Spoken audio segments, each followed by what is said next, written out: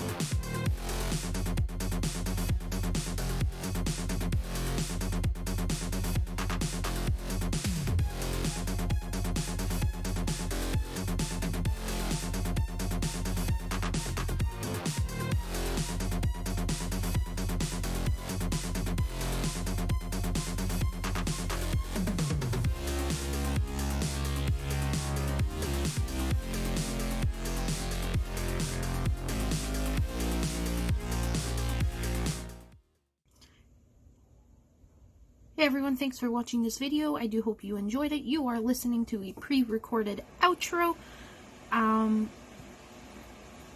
If you did enjoy this video, make sure you hit the like and the subscribe button, as well as the bell to be notified. And if you haven't already, make sure you head on over to my Ko-fi, where you can buy me a coffee.